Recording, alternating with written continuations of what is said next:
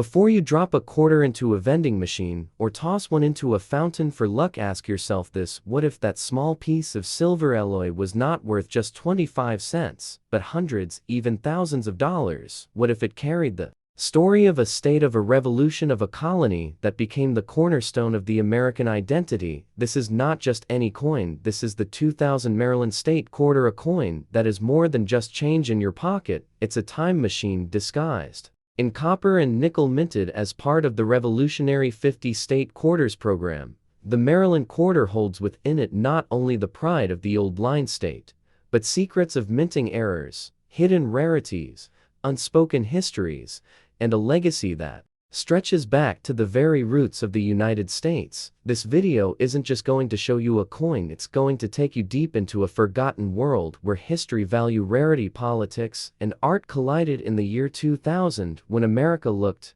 back to honor each of its states with a quarter. The Maryland coin emerged with a story few could match, adorned with the State House dome, the oldest still in legislative use in the United States. This quarter silently screams revolution with every single detail you see. That dome is not just architecture, it's a symbol of American defiance. It was here that Maryland's delegates decided to stand by the Declaration of Independence. It was here that George Washington resigned as commander-in-chief, setting the foundation for the idea of civilian government, and it was here that the nation began imagining itself free and sovereign. This coin holds all of that compressed into a surface smaller than a cookie, and that is just the beginning. Because the real mystery starts with how it was struck, where it was struck, and what errors came out of that process. From rare off-center strikes to double dies, from coins that slip through with missing clad layers, to those minted on experimental planchets, the 2000 Maryland Quarter has produced a surprising number of collectible anomalies that are still being discovered to this day. And while some of these error coins have sold for hundreds of dollars, others are believed to be so rare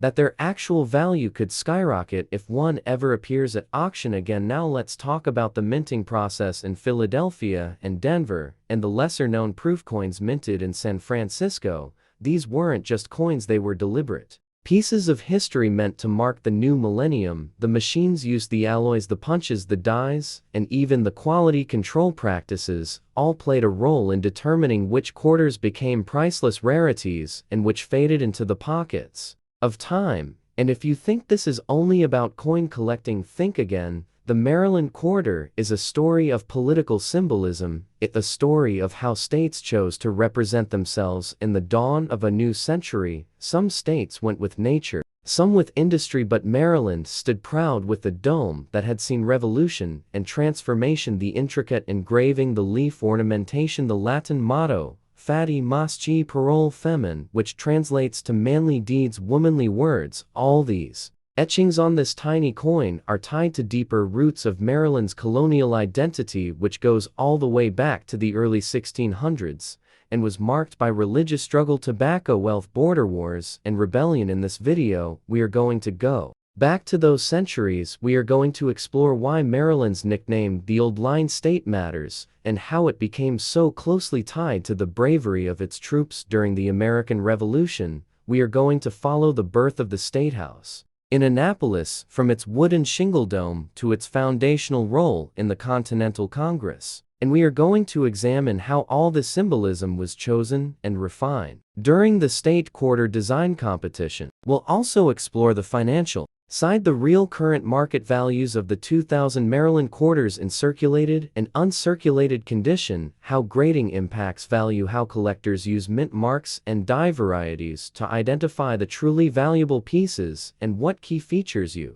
need to look for with just a magnifier and good lighting. Whether you're a coin collector, a history lover, or just someone curious about the wealth hidden in everyday things, this is the story you've never been told. The next time someone hands you a Maryland Quarter, look twice. You might be holding a forgotten fortune and a piece of America's beating heart. The year is 2000 and the United States Mint is in full swing with one of the most ambitious and successful coin programs in American History: the 50-state quarters program launched in 1999. This initiative was more than just a celebration of American federalism, it was a masterstroke of public engagement, historical education, and numismatic innovation. Each quarter would commemorate a U.S. state in the order it ratified the Constitution or was admitted into the Union. And in the third release of the year 2000, the spotlight turned to the state of Maryland. This is not just a 25-cent piece. This is a gateway to a story that spans centuries, a story of rebellion, politics, architecture, war, revolution, and craftsmanship. The 2000 Maryland quarter, minted by the U.S. Mint, is a tribute to the old line state, and it carries with it not only symbols of state pride, but also rare minting errors, numismatic anomalies, and a deep historical resonance that many people overlook. To understand the Maryland quarter, we must first understand the history of Maryland itself. Founded as a colony in 1632 by Lord Baltimore, Maryland was originally envisioned as a haven for English Catholics escaping persecution. It was one of the original 13 colonies and played a pivotal role in the American Revolution. Its central location between the North and South made it a key player in political negotiations and military strategy. The term Old Line State is believed to refer to the Maryland line troops who bravely held the line during the Revolutionary War, specifically at the Battle of Long Island. Their discipline and sacrifice became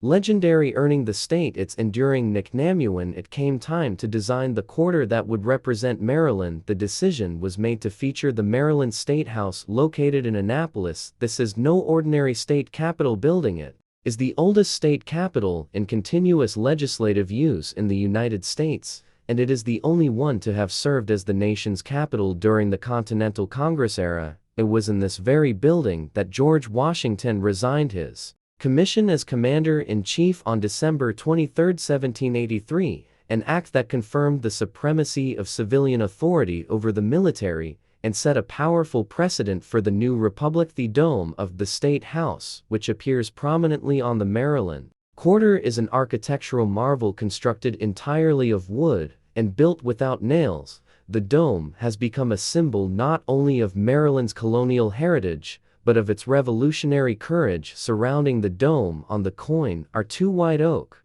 branches, a nod to the state tree and a further symbol of strength and endurance. Beneath the image is the inscription, "The Old Line State," a succinct yet powerful reminder of Maryland's historical identity. Coin's obverse features the familiar profile of George Washington, adapted from John Flanagan's original 1932 design for the Washington quarter and consistent across all the state quarters issued from 1999 to 2008. The reverse design of the Maryland quarter was crafted by Maryland artist and engraver Thomas D. Rogers Sr., whose work with the U.S. Mint includes several prominent coin designs. His representation of the State House dome is not only accurate but rich in texture and dimensionality, capturing both the grandeur and subtlety of this historic structure. Now, let us turn to the production details. The 2000 Maryland quarter was struck at 3 facilities: Philadelphia, Denver, and San Francisco. The Philadelphia and Denver mints produced circulation strikes with the familiar P and D mint marks respectively, while the San Francisco Mint produced proof versions of the coin in both clad and 90% silver varieties for collectors. The total mintage was immense. Over 1.2 billion Maryland quarters were produced for circulation, making it one of the more common state quarters in terms of volume. However, quantity does not necessarily mean lack of value, especially when it comes to numismatic rarities and minting aurora among collectors. The Maryland quarter is known for several interesting error varieties, including off-center strikes, double dies, die cracks, and coins struck on improperly prepared planchets. One of the most intriguing varieties is the missing clad layer error, which results in a coin appearing copper in color because the outer nickel coating was never applied. These errors are rare and can fetch between $100 and $500 depending on condition and certification by a third-party grader. Another highly sought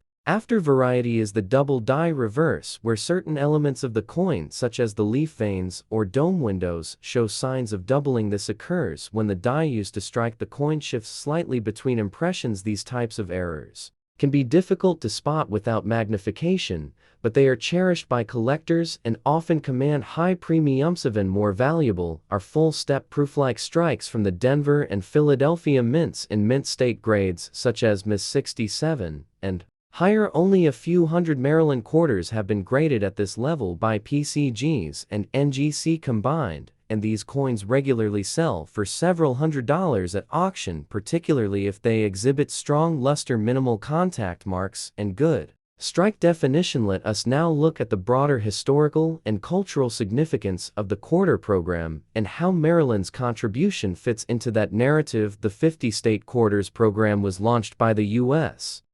This is not just a 25-cent piece, it is a window into the spirit of the bluegrass state, a coin minted in the heart of a new millennium that carries more than silver and copper. It carries the weight of American tradition, the pride of Kentucky's rolling hills, and the echoes of horse hooves racing through time. The 2001 Kentucky State Quarter is a masterpiece of symbolic storytelling, tucked inside your pocket change. And in this video, we peel back every layer of its rich history, from its creation in the U.S. Mint to the deep-rooted legacy it honors with the legendary Federal Hill Mansion that inspired Stephen Foster's My Old Kentucky Home, the very song that became the heartbeat of the Kentucky Derby and the Commonwealth's cultural identity. We explore the economic conditions of 2001 when this quarter entered circulation amidst a changing America, in a time when analog was giving way to digital and coins like these were becoming more than just currency, they were time capsules. Collectors sought them, everyday people spent them, but few stopped to understand what this quarter truly represents: its mintage numbers, the design process, the artist's background, the numismatic value today, whether in mint state condition or circulated, and the fascinating fluctuations of its worth in collector circles over the decades. We also dive into what makes this coin different from all others minted that year, from errors and die varieties to the specifics that can raise its value from 25 cents to several dollars, and sometimes more. And as we go deeper into the details, we take you through the entire journey of how this coin was proposed, approved, minted, distributed, and how it became part of a national campaign to teach history through pocket change. This is more than a history lesson, this is a story of state pride, of artistic expression, of American coinage evolution, and of hidden treasure in plain sight. So whether you are a seasoned collector, someone who just found this coin in your change jar, or a history buff hungry for lost stories, this 2-hour deep dive will give you a complete understanding of the 2001 Kentucky State Quarter like never before. Welcome to Old Quarter's Dollar Value, and prepare to look at your change with new eyes. For the year was 2001, and across America, people were still adjusting to a new century, a new millennium, and a rapidly evolving world of technology, culture, and national identity.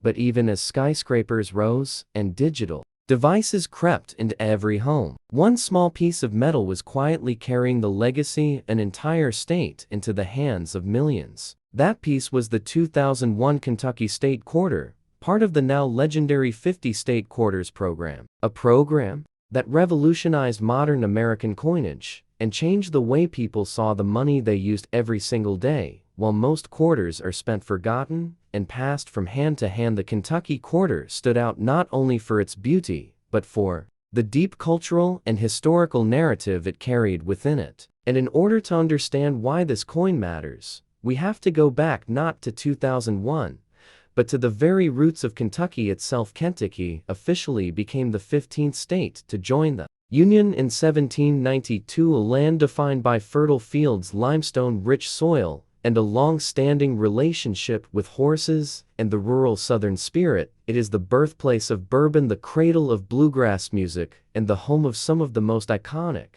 landscapes in the American imagination. And when it came time for the U.S. Mint to design a quarter that would represent this storied land, there was no question about what imagery would be chosen. On the reverse side of the coin, the elegant silhouette of a thoroughbred horse stands proudly behind a wooden fence, gazing toward the Federal Hill Mansion, a Greek Revival estate immortalized in Stephen Foster's 1853 song My Old Kentucky Home, a melody that would go on to become Kentucky's official state song and an unofficial anthem for the Kentucky Derby. For more than a century, this house, located near Bardstown, Kentucky, has been a symbol of Southern tradition and hospitality, and the horse itself represents not only the state's identity, but its economic backbone, as Kentucky is globally renowned for its horse breeding and racing industry. The coin's design was created by artist T. James Farrell, whose work had to go through a long and meticulous selection process. As part of the 50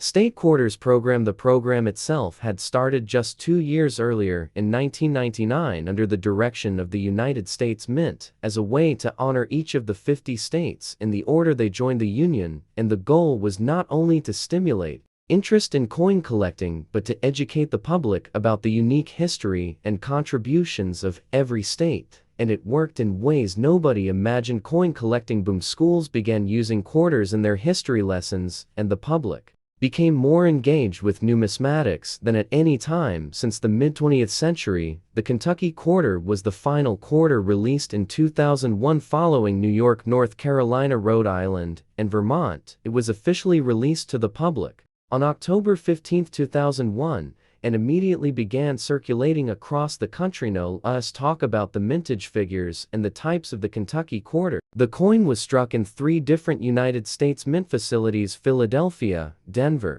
and San Francisco. The Philadelphia Mint struck over 353 million Kentucky quarters, while the Denver Mint produced over 370 million, and the San Francisco Mint, which focused on proof coins, made just over 3 million clad proofs and over 888,000 silver proof coins for collectors. In total, more than 726 million circulation strike coins were made, making the Kentucky quarter widely accessible. But as always in coin collecting, accessibility is not the only factor. Condition, strike, clarity, mint mark, and die varieties play an enormous role in the coin's long-term value in the numismatic market. Now, while a circulated Kentucky quarter found in pocket change is still worth only face value, there are certain specimens that can command much more money, especially in high mint state condition with Ms. 67 or Ms. 68 grades. Examples certified by PCGs or NGC in pristine condition have sold for $20 to $75, with some auction results reaching over $200 for top pop coins that are nearly flawless. And remember, these values fluctuate based on demand, rarity, and collector interest. But in the world of state quarters, there is always movement, especially when it comes to error coins. And that is where the Kentucky quarter story gets even more interesting. Among the most desirable Kentucky quarter errors are the off-center strikes, the broad strikes, the double dies, and die clashes. And there are even a few reported struck-through errors which occur when foreign material interferes during the minting process, resulting in wild irregularities on the coin's surface. One particular known example is a 2001p Kentucky quarter with a reverse die clash error that sold for well over $100 in a collector auction. And while these errors are rare, they are always worth watching out for, and that is part of the thrill for collectors and treasure hunters. But the Kentucky quarter is more than numbers and errors. It is a coin that encapsulates the mood of America in 2001, when the country was on the cusp of deep change following the September 11th attacks. The release of the Kentucky quarter came just 1 month later, and while that was not planned, it ended up being symbolic for many collectors who saw this coin and its depiction of peace, nature, and tradition as a reminder of the American values they held dear in a time of national grief and uncertainty. Coins are always reflections of the times in which they are made, and the Kentucky quarter was no exception. It carried a message of quiet resilience, a nod to simpler times, and a celebration of the unshakable American spirit rooted in the land and its history.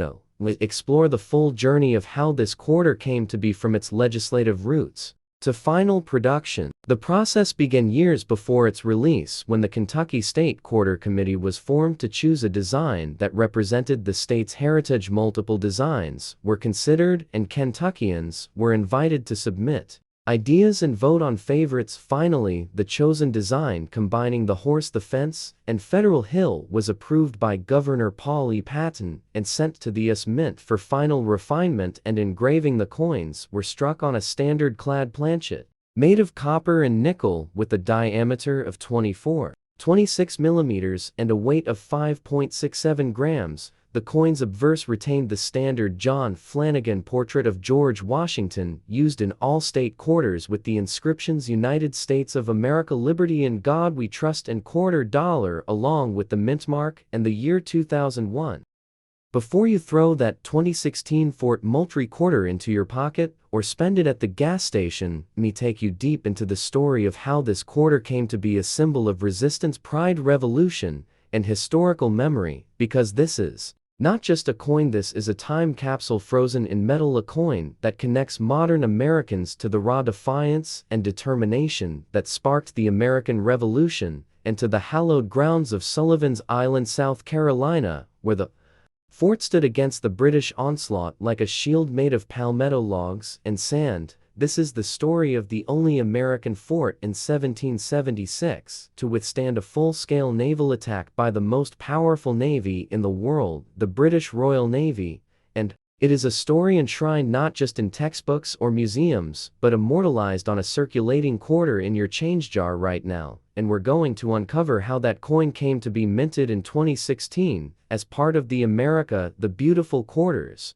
program, what historical and political decisions led to its selection, what artistic choices were made to commemorate the battle scene, and the legendary Sergeant William Jasper, the hero portrayed on the reverse holding the flag aloft amid cannon fire, and how this image reflects centuries of Southern heritage, Charleston culture, and America's birth pangs. You'll learn about Fort Moultrie's original design made of palmetto logs that absorbed cannonballs like a sponge, the fierce June 28-1776 battle where outnumbered American patriots repelled the British fleet, and how the fort was later renamed in honor of Colonel William Moultrie, the commander whose strategy helped secure the critical early victory for independence. We'll go back to the early days of South Carolina's colonial history, how Charleston was the jewel of the southern colonies, and why Sullivan's Island served as the gateway to both the Atlantic and to foreign invasion, how the fort evolved through the centuries, serving in the Revolutionary War,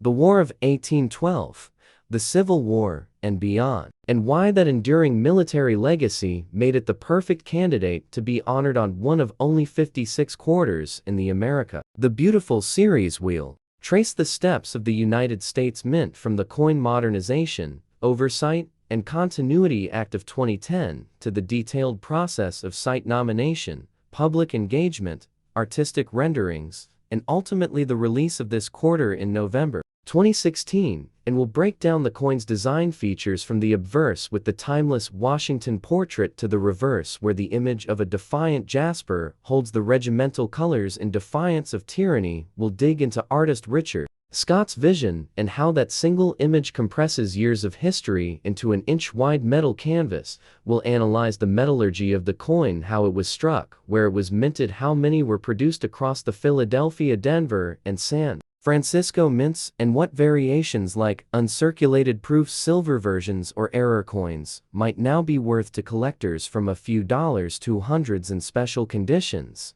And we'll put that in the context of the numismatic market, exploring how demand for state and park quarters evolved, what drives their value, what collectors are really after when it comes to low mintage error varieties, high-grade slabs or coins with historical significance, and how this one quarter ties into broader collector trends across America. So join us on this in-depth 2-hour journey where we connect the dots between American history, military strategy, colonial politics, coin design, minting technology, and modern coin collecting, because this isn't just a story about an old quarter, it's about the legacy of freedom carved into a beachhead fortress, the spirit of rebellion pressed into copper and nickel, and the American story told in 25 cents. Welcome to Old Quarters Dollar Value, where we bring forgotten coins and forgotten history back to life. In 2016, the United States Mint released a coin that holds far more weight than its 25-cent denomination suggests. The Fort Moultrie, South Carolina quarter is more than just currency. It is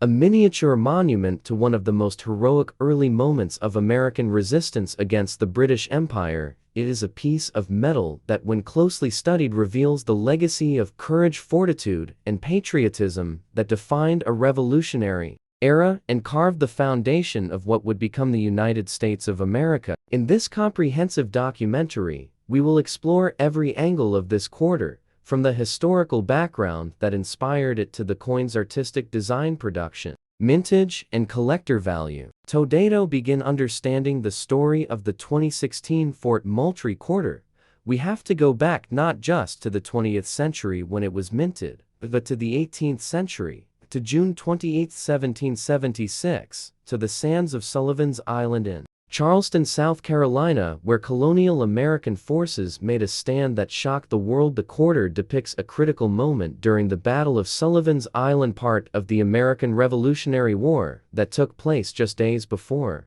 the signing of the Declaration of Independence. While most of the colonies were still torn between loyalty to the Crown and the cause of freedom, South Carolinians had already made their decision. The British Navy had assembled a fleet of 9 warships, with over 270 cannon and thousands of troops, and aimed to storm Charleston and crush colonial resistance. The city was defended by a makeshift palmetto log fort built on Sullivan's Island, which had yet to even be named Fort Moultrie. Its walls were unfinished, its garrison under-trained and under-equipped. The British believed the fort would fall within hours. What they didn't expect was the sheer resolve of the Americans defending it, led by Colonel William Moultrie and a defiant sergeant named William Jasper. Sergeant Jasper is the central figure honored on the reverse of the Fort Moultrie quarter. During the height of the British bombardment, a cannon blast struck the American flagpole, sending the flag crashing to the ground. Jasper braved relentless cannon fire, climbed the wall,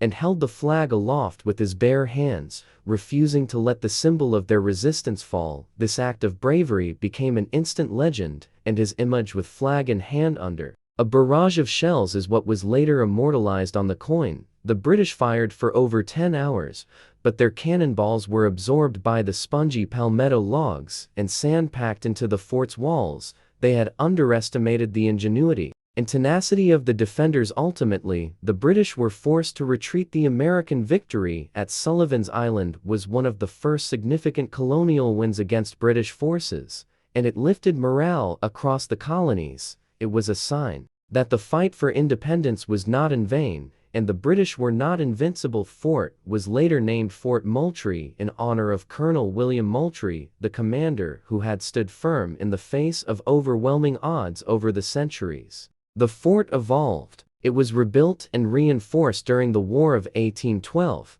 and served again during the American Civil War as part of the Confederate Coastal Defense Network, and later even as a World War II installation, but its legacy remained rooted in its revolutionary origins, and that was what the United States Mint aimed to celebrate when it selected Fort Moultrie as one of the sites featured in the America the Beautiful Quarters program. The America the Beautiful series was launched in 2010 following the popular 50-state quarters program, and aimed to highlight national parks, historic sites, and monuments across all 50 states and territories. Fort Moultrie was chosen to represent South Carolina, and the design process began in collaboration with the National Park Service, historians, artists, and local officials. The final reverse design was created by Artistic Infusion Program artist Richard Scott and engraved by mint engraver Joseph Mena. It shows Sergeant Jasper in a dramatic pose, bearing the regimental flag through smoke and gunfire, with the palmetto trees of the island in the background. The words Fort Moultrie, South Carolina 2016, and E Pluribus Unum frame the image. The obverse of the coin features the classic portrait of George Washington, originally sculpted by John Flanagan, based on the 1932 design.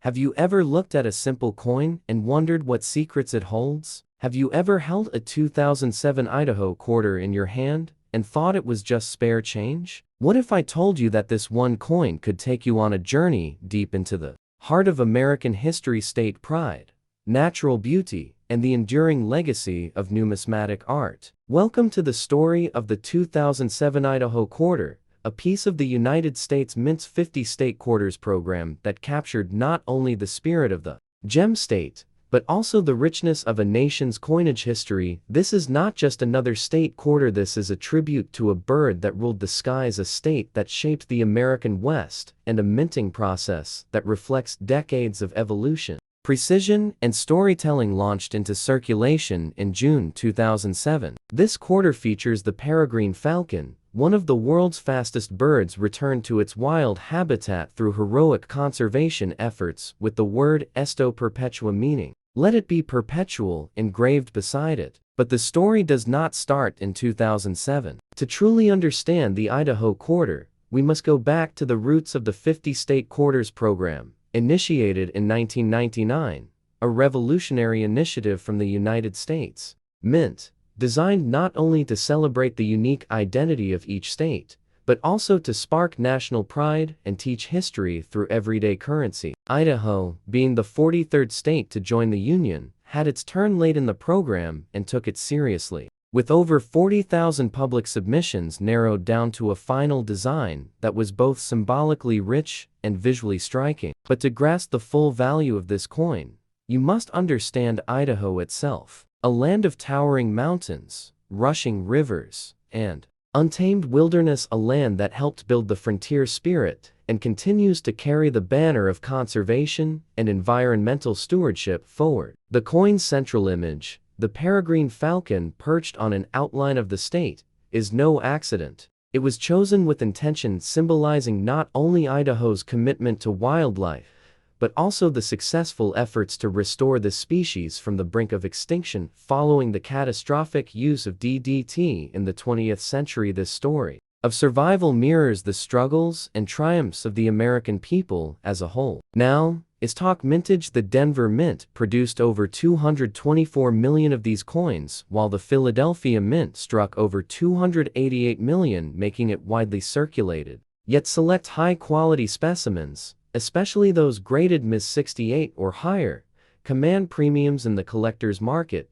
But beyond condition, collectors also seek errors and varieties such as off-center strikes, die cracks, or double dies, which can significantly increase the coin's value. And when we talk value, we're not just talking money, we're talking cultural value, historical weight, and artistic merit. The Idaho Quarter is a miniature canvas that tells a powerful story, and its value goes far beyond face value, with some pristine specimens auctioned for hundreds of dollars. It has become a centerpiece in many numismatic collections, and yet millions pass it by without a second thought. In addition to its technical and aesthetic elements, the coin's message, Esto Perpetua, the state motto, offers a philosophical depth rarely seen on circulating coinage, a Latin phrase attributed to early Idaho leader Emma Edwards Green, the only woman to design a state seal in the United States history. The motto underscores the state's desire for lasting legacy, stability, and eternal beauty, something that resonates with coin collectors, historians, and patriots alike. We dive deeper into the design process, the coin's public engagement, the final decision by Idaho Governor Dirk Kempthorne, and the nationwide excitement that surrounded its release. Through press events, educational campaigns, and massive media coverage, this one small quarter represented not only a state, but a collective moment in American history. The coin was minted during a time of major technological advancement in coin production, using advanced dies, precision engraving, and high-speed presses that ensured consistency and quality while also making each coin an industrial marvel. We'll explore how Idaho's selection process compared to other states, what designs were rejected, and how the falcon beat out other iconic symbols like the potato and Shoshone Falls, all of which carried weight in representing the state's identity. We will also go beyond borders, looking at how other nations admire or overlook America's quarter program, and how international collectors view the Idaho coin as part of the larger numismatic puzzle. Then we go microscopic, analyzing the quarter's metal composition, edge reading, strike depth, and die alignment details that can make or break a grading score and determine whether you're holding a dollar or a small fortune. Finally, we look ahead at how the Idaho Quarter continues to inspire new generations of collectors, environmentalists, and educators, and how it remains a time capsule of early 21st century American values compressed into a 25-cent coin. If you want to understand American history, economics, design, nature, and storytelling all in one object, this is the story you need to hear. Welcome to the tale of the 2007 Idaho Quarter, and trust me, this is not just a coin. It is a legacy waiting to be rediscovered in your pocket change.